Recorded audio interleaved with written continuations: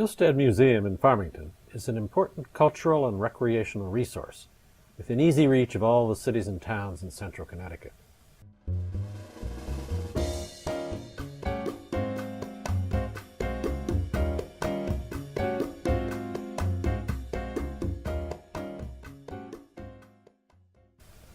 Hill-Stead Museum is a place where art and nature flourish together, just as the family that designed this estate intended.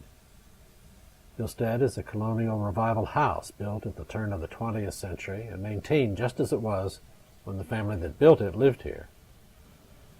Hill-Stead is their outstanding art collection. Hill-Stead is 150 acres of fields, trails, and scenic views.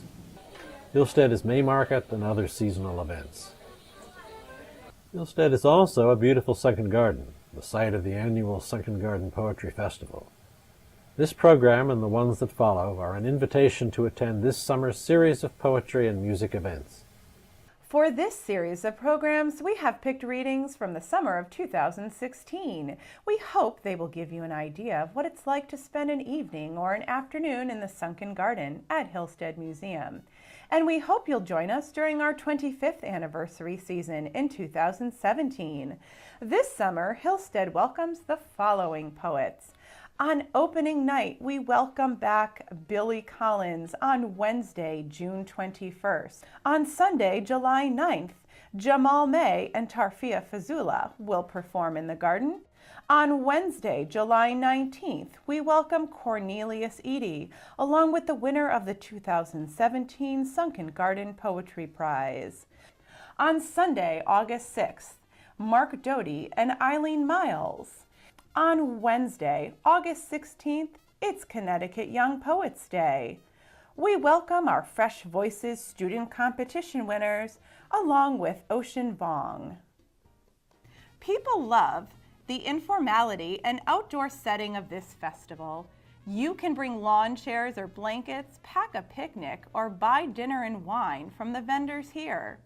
There's an hour of live music first, anything from jazz to folk to classical, and then you can hear some of the best poets in the country read poetry that is relevant and accessible.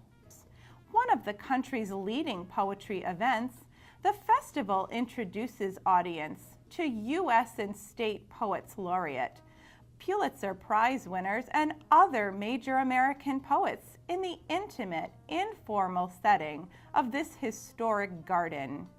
The festival's ongoing popularity is evidence that poetry still holds an important place in American culture, and that poetry has a unique power to remind us of our own common humanity.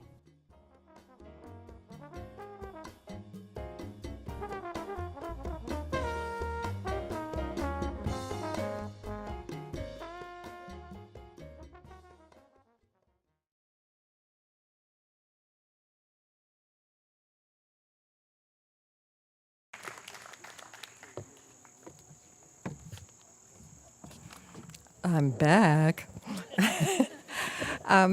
Only this time, I have the great pleasure of introducing Juan Filipe Herrera, a poet I've long admired and whom I met the first time earlier this year when he visited Skidmore College in Saratoga Springs, New York.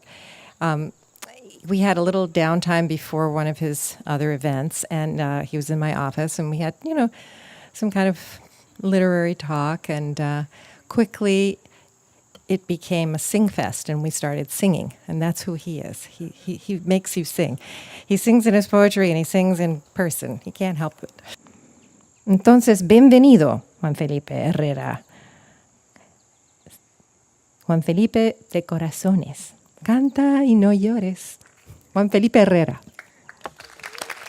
Por favor.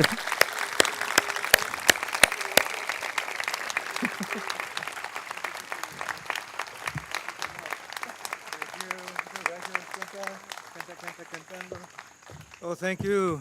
Muchas gracias, Peg. Let's give Peg a big mano, a super hand. Thank you. Muchas gracias. Thank you. Thank you. And thanks, everybody. Thank you so much for inviting me over to the Sunken Garden and to hang out with you and the flowers and the beautiful, beautiful trees that keep on painting themselves as the sun moves through them. And the beautiful little musical sounds, los sonidos de colores, all the beautiful animals, little animals floating around. And to be here and feel beautiful love, beautiful humanity. Let's give you all a big super mano to you. Okay, now really, it's all yours, and I'm so happy to be here. I want to tell all the good people at the Library of Congress what amazing work you're doing here, and they're doing amazing. We're doing amazing work there, but I want to tell them how you're doing here, and that's why I'm here. I'm here to read poetry, and I'm here to support every one of you and your beautiful voices, and your beautiful voice.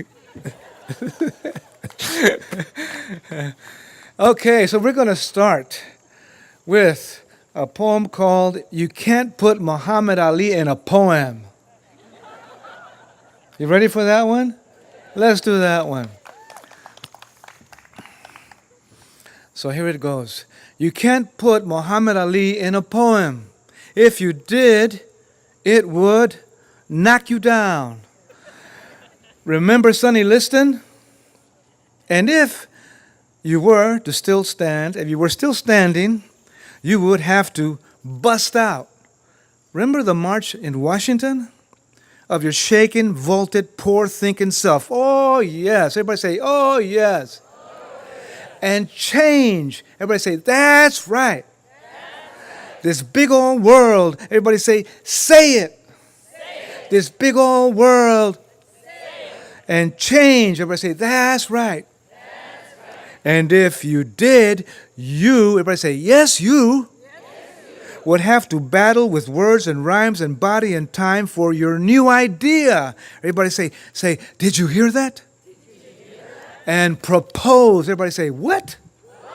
A new name for all. Everybody say, a new name for all. It would be peace. It could be unity. Everybody say, sounds easy.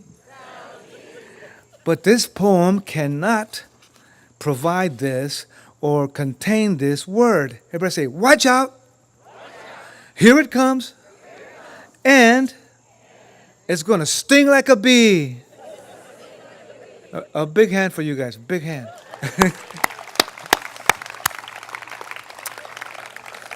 You can't put Muhammad Ali in a poem. You know, it's so big. It's about unity and peace and battling for peace and marching for freedom and singing it out with your beautiful voices the way you want to sing it out.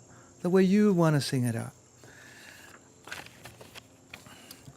You know, I had a beautiful friend who passed away with lung cancer. And he used to always be in his little apartment in the Mission District in San Francisco. Remember San Francisco? And the Mission District? My mom worked at the downtown. She worked at the St. Francis in the 40s. She said, I was a salad girl, Juanito. Yo estaba en el San Francis y era salad girl. I worked in the St. Francis and I was a salad girl, Juanito. And she loved that time in the 40s. Working as a salad girl, which means you make the salads and you put it on the tray and with the steaks, and you take it to the main service area. And while Lawrence Welk was playing with his orchestra on the main floor at the St. Francis Hotel on Powell Street in the 40s. So my mom was working there in that environment. So Victor Martinez, we used to hang out in San Francisco and go to North Beach. Everybody say, go to North Beach. Hang out with Jack Hirschman and all the poetry beat poets. We'd wear green socks and tip our hats sideways and play mambo and say things like, hey, that was cool. That was cool. I like your poem. I like your poem. That's a cool leather jacket you're wearing, Juan. So Victor Martinez was always serious about his poetry. So this is for him. This is called a thought poem for Victor Martinez, Undelivered. You said what you wrote at this moment, here, was being written by someone somewhere else at the same time. This is the question.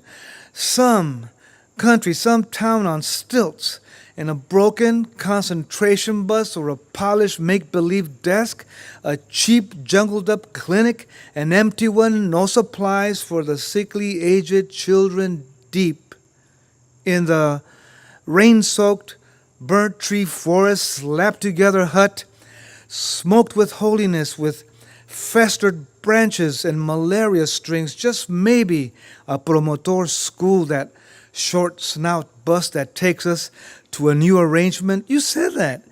Would you be writing that there? Would you be living that there? Why would you care to write that there in that message without a message, that hunger known as life stuff, where every damp speckle and mud twig and the shout mouth hunger and that fulfillment?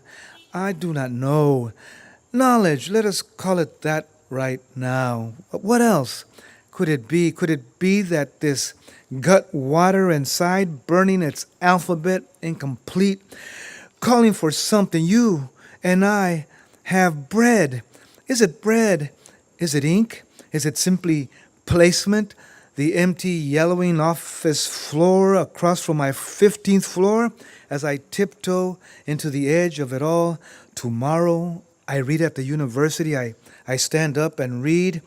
Someone else is standing up and reading. Someone else is tiptoeing in a circle. A palaver, a crossing station in Talisman en route to Guatemala, halted halfway by soldados. A variety, a synonym where life splits and fissions, mind, sequence, pattern, reproduction, silence. You move your arm and put letters down on paper. You move your lips as you... But you're not here, are you, anymore? Spell it as you drink it, as you breathe it from that second galaxy. Yes, halfway down as I breathe it up, halfway's up as she ambles with an ancient rifle, the kind sold to Indians, through the shadow, greenness, mildew, heat, selva, in that human landscape spiraling, no one knows. So that's thought poem. And because Victor wrote in the back of his book of poetry, he labored on these things night and day. And he wrote about things happening, the same thing happening that you're doing somewhere else, exactly. And he called it super imagination. And then he passed away, and I never had a chance to ask him, what are you talking about? So I'm working it out here as best as I can. And he was a very thinking dude. I used to say, Victor, come on, publish your poetry. I already sent stuff out. I'm working on this poem, Juan. It's 15 pages. Then I come back a week later. I said, Victor, how's the poem coming? I mean, I already sent out poems, you know. Well, I'm down to 3 stanzas now, Juan. I mean, come on, it's serious business, Juan. Then I come back a month later. How's that coming? I already sent out like 5 more poems, Victor. It's down to 3 lines, Juan. 3 lines, okay? This is serious business. I'm cutting the lines. Words, Juan, words. And then I noticed that all the stuff I sent out had 1 billion typos in it. Even the gun does not want to be a gun. Even the gun does not want to be a gun. It denies the polish, its sea blood sculpted elegance, its weight and blue machine. It ignores its howl If only it could truly sing. If only it knew more than one long word of one long dismembered song.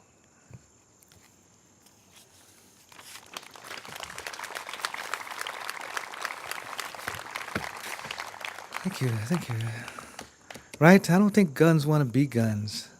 It's such a terrible thing they have to do. They're forced to do. And I was recently at the Warrior Woman Writers Workshop. That's called the Squaw Valley Workshop. But I felt like renaming it. And I had great students. And we had to all write poetry every day. So this is called Federico Garcia Lorca and the Angels of Celery.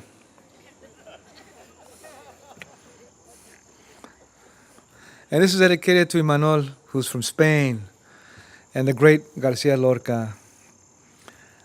Federico Garcia Lorca and the Angels of Celery. For my Warrior Woman Workshop students. It's all green, listen to me. See that explosion of cloud and leopard? Of rebel dove and desolate wheels on the zapped corner?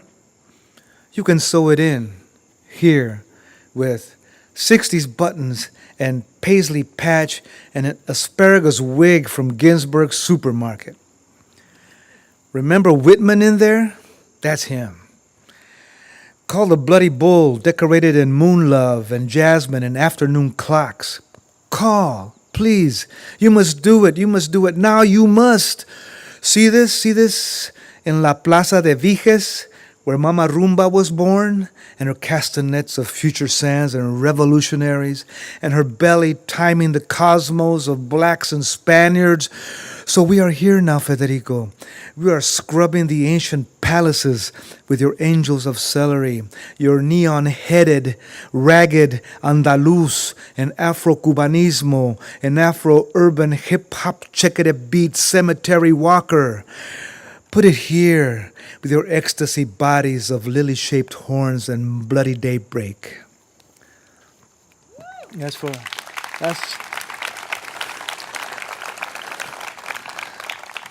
a great poet, huh, Federico Garcia Lorca? I always been a walker because my father was a walker and my mother was a walker. They majored in walking. They had PhDs in walking. One day my mother came home all sweaty with her friend Chavela. I said, "Mom, where were you?" "Oh, I went walking." I said, "Well, where did you go?" "National City." That was like miles. We lived in the middle of San Diego. And she walked and walked and walked. San Diego, Logan Heights, kept on walking, and the barrios, and kept on walking. And, Mainland Street, and kept on walking, hit National City. She turned around and kept on walking with Chavela, and kept on walking around the corner, past Lucky's, taqueria, and came all the way up. And finally, through, Pearson Ford, made it up 12th Street from Broadway, C Street, 14th, to where we lived. So that was my mom. She was a heavy-duty walker. So I walk a lot, and I get a lot of energy, and I meet a lot of people. And I've learned the name of watches when I was a kid, staring into jewelry stores. I'm a great window shopper. I have a lot of credit cards for window shopping, like maybe $30,000, credit cards. I can buy a lot of stuff window shopping, a lot of stuff. Elgin. Everybody say Elgin watch. Everybody say Bulova watch. Everybody say Citizen watch. Everybody say Longines. See, when you hit Longines, you got some aesthetic thing happening all of a sudden. So where were you? Where were you, Matilda? Oh, I was studying the Longines in the city on 2nd Street. I heard Albert Goldbarth read at the National Book Festival, right, in D.C. And he's a cool dude. He likes to holler and mix a lot of stuff up. So we kind of hang out like that. So this is for Albert Goldbarth and Margarita Robles, my partner, who told me to tell you that she wrote all my poetry. And this is called Dolphinating, a la Albert Goldbarth. Are you going to steal lines, collect manual typewriters 8 miles high, the serotonin Albert Goldbarth mentions, the sugary night, the howling, speeding? Most of all, are you going to hobble here? Time travel? A possible future burns your dolphin karma, forking out 500 lives from now. Whitman and pajamas, spotted leopard-like, piercing the unavoidable void, the obsessed barbecue where we swoop. Erzatz, mojo, bruja, hoodoo, scribble. It is popping Hendrix in your head. It is Joplin and Flor Silvestre and Rosetta Tharpe and Eats Papalotl. Do you know how awake you are? Noble, eightfold path, too dark, too lightning. The visualization is next. The Ukrainian purge, the intercontinental money, oh tsunami. Where's my crystal realized selfie? Oh, my love, my next Warhol dream. And Revolution Rouge. And where is my electric emerald one rain Vajra? Roll the ink and firestones, unfold the third eyes, the 10 million arms of Tara and Einstein, of compassion, of mercy, of nebula rails. Come alive. Jellyfish flags, I bow to you. Jellyfish world wheel of swish and suffering.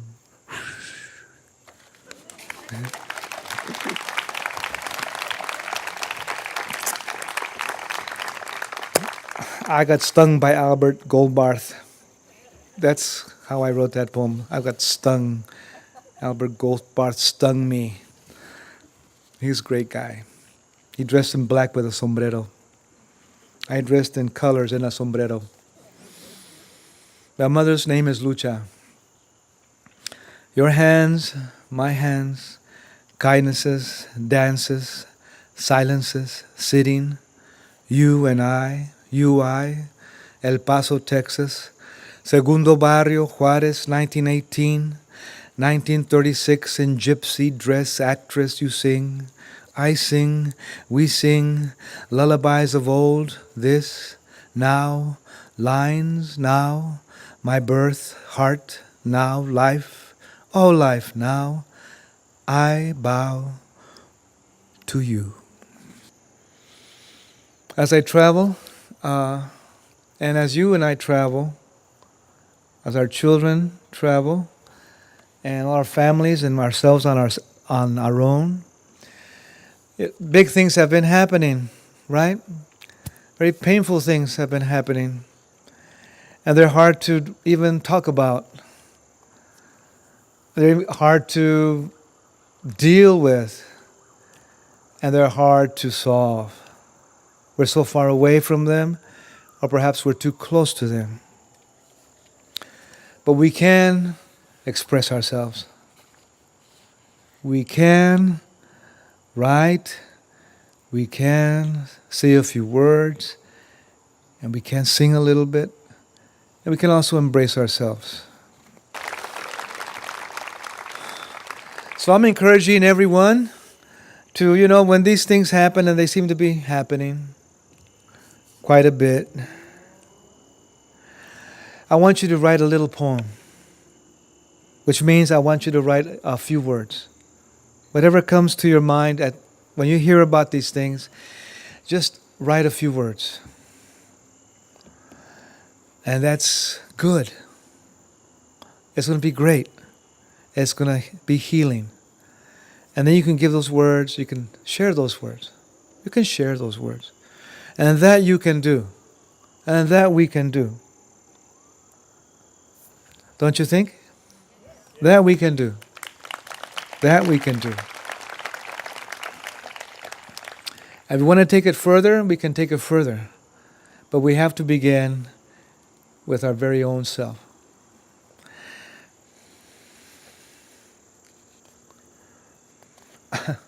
having a hard time with this paper. This is a similar kind of poem.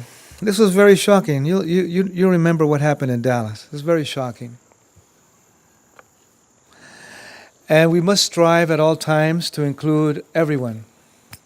It's hard. It's hard. It's like inviting everyone to your house. It's hard. Because we want to invite certain people. But this calls for inviting everyone to our house. That's where we are now. It's called At the Crossroads. A Sudden American Poem.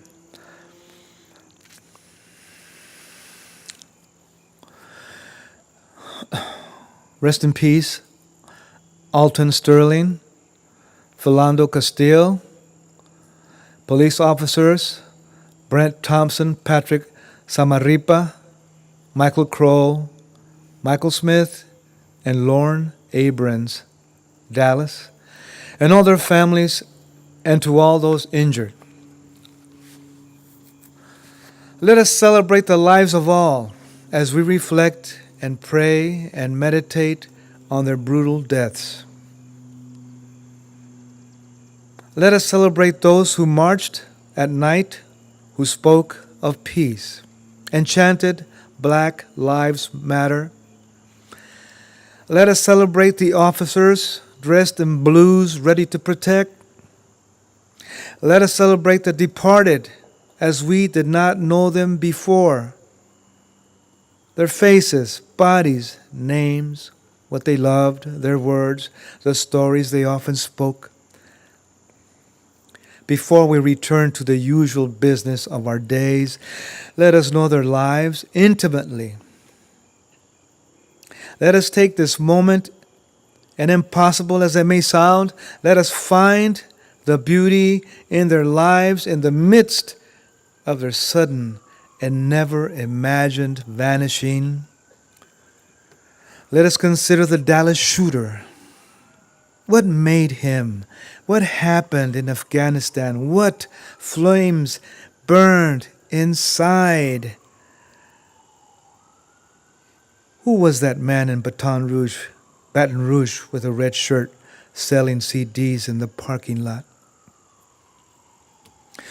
Who was that man in Minnesota toppled on the car seat with a perforated arm and a continent-shaped flood of blood on his white tee? Who was that man prone and gone by the night pillar of El Centro College in Dallas?